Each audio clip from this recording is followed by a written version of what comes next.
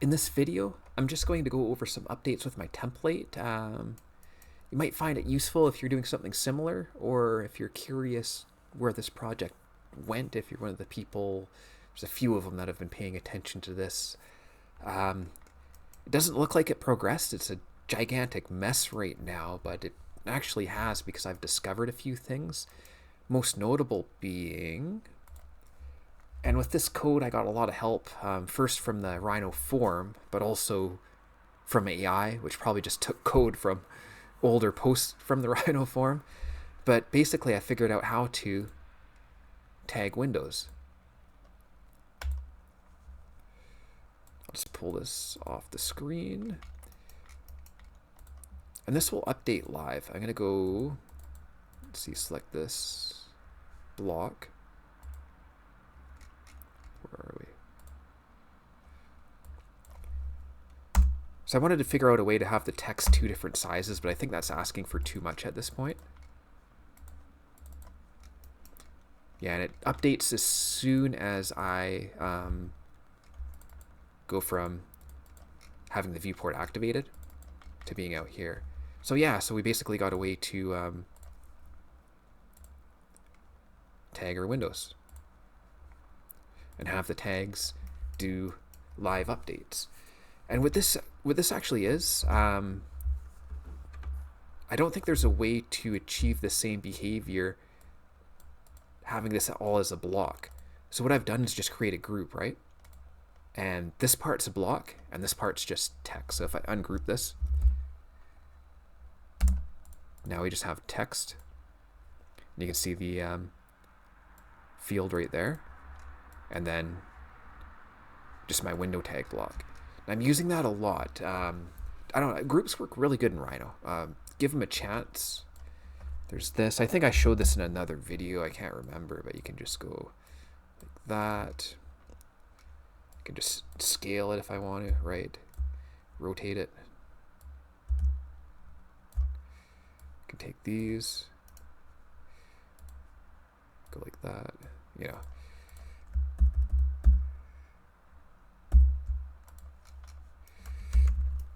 Yeah, so it works. I got all my leaders. I actually made C# code for my leaders, so I got them working just like I got had them working in AutoCAD. There's one more thing to show you, I guess. Now, I'm trying to figure out, one of the biggest things that's holding me back is grid lines. If you're a Visual Arc user, they have something called guides that fills this need. For various reasons, it take me too long to explain. I'm kind of just building my own thing. My Rhino usage might go back to my original purpose, which was just for concrete buildings and only the concrete. And one thing I would need working is the grid lines. So what I'm thinking about doing is just having like, let's see if I have those here. What I'm going to have is like a package of layers that would have various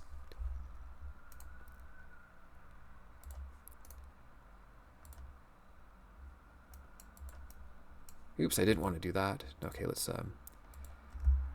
undo that. Okay, where was I? Yeah, I'd have packages of layers that would have everything associated with that level.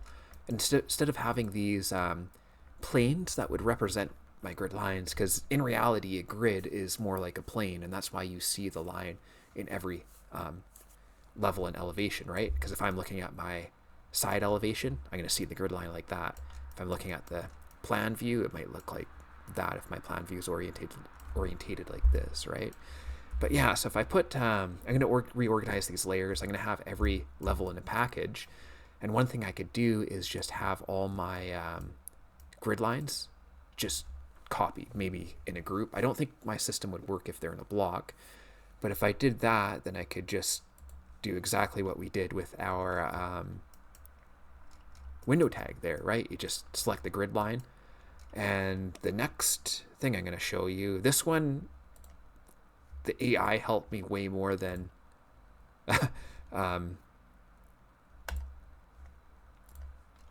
so what that did actually is just create this little point. And then just like this routine, what that would do is, But yeah, so that code is mostly AI. I'm gonna disclaim that. So I just use the name parameter, and that would be grid line 1. This could be 2, 3, and these would be like A, B, C. That one I didn't change yet, obviously. But you kind of get the point. So I'm still deciding, like, I got a way to project the grids to the end. That's the significance of this point. And I know how to put that point anywhere, and I know how to make it work for angled grid lines. So the other problem is I'm just still not 100% sure how to make these, I guess, like, appear as I want them. You can see the color's wrong, even with the print display. Let's see, I got something going on there with the how these are cut. Anyways, that's something I'm going to sort out in the coming weeks. But you can see kind of the progress I made. Getting that code to work is big because now there's nothing stopping me from deciding what all my tags are going to be like. Now, as far as those grid lines, I just got to decide, is it worth having those planes right in your face all the time? You know, you're trying to select stuff like, I want that window, but that's stupid fucking freaking, excuse my language, planes in the way, right?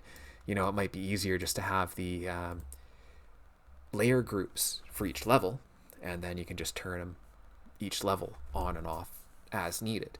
Now, what I'm trying to do here is move everything I can into the layout, or else it just saves so much time, trust me. But so in Rhino 7, I was making it work, having line work in like plans and stuff. But I'm finding this is going forward. This is actually, it doesn't feel like it, but if you really break it down, what we're doing here is just almost like manually setting up like you would a view in Revit. I even know how to do like, I forget what it's called, but those little, let's say at the stairs, we wanted to show a slightly different section,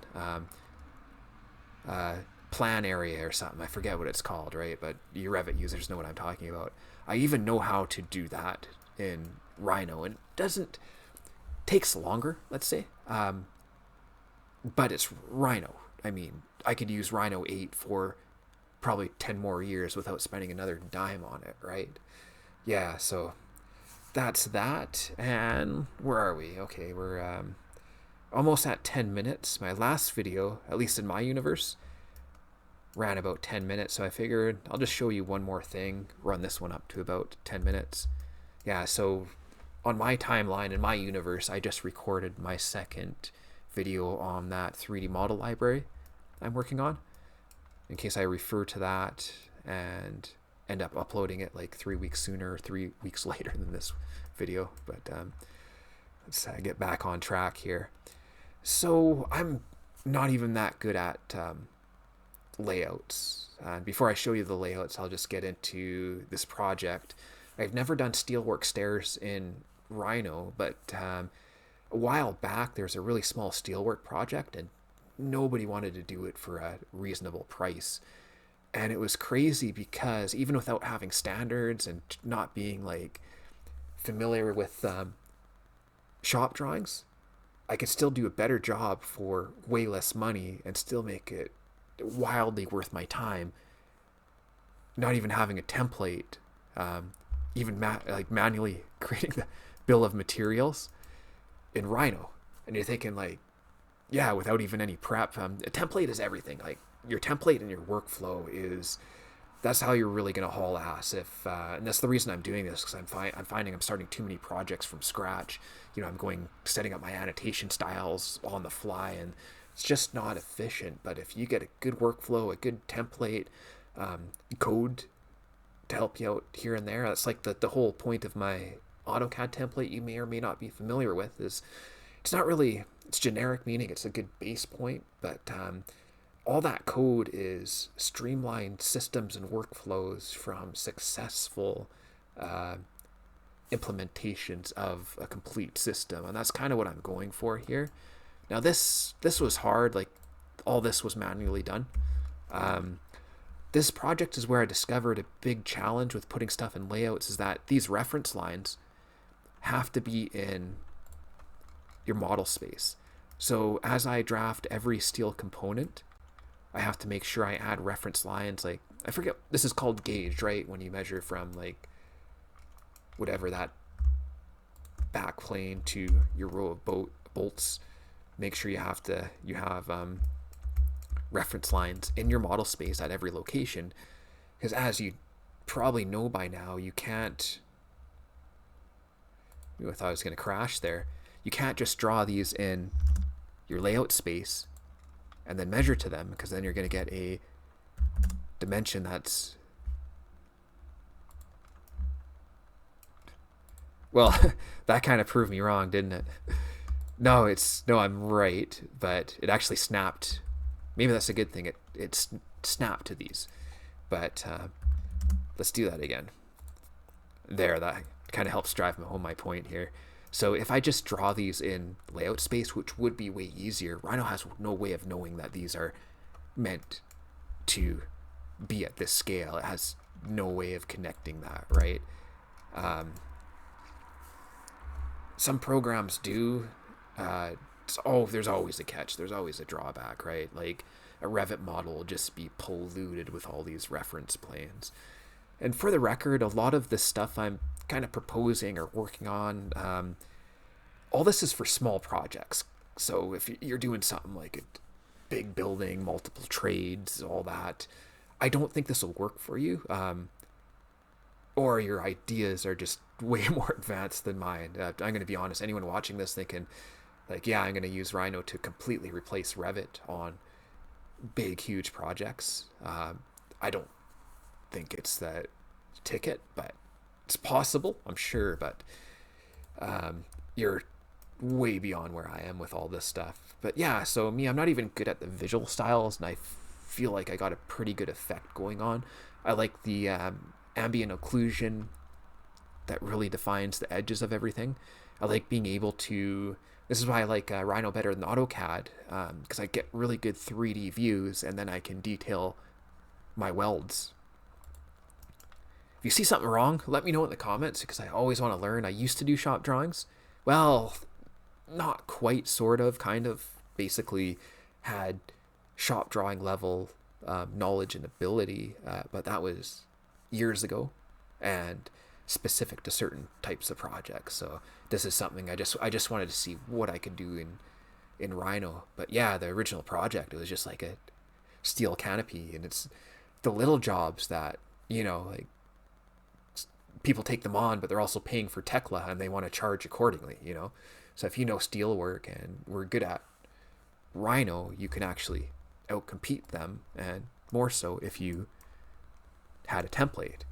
Okay, so anyways, I really appreciate you watching this one to the end. I'd love to hear what you have to say. As you can see, I'm kind of developing my standards further and further.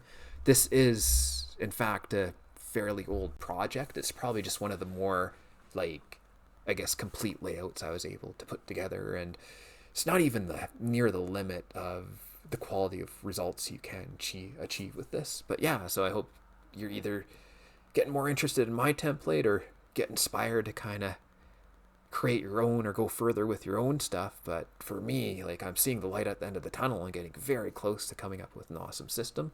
So yeah, and I'm excited, and I just wanted to share. So yeah, I'll thank you again for watching, and I hope to see you again next time.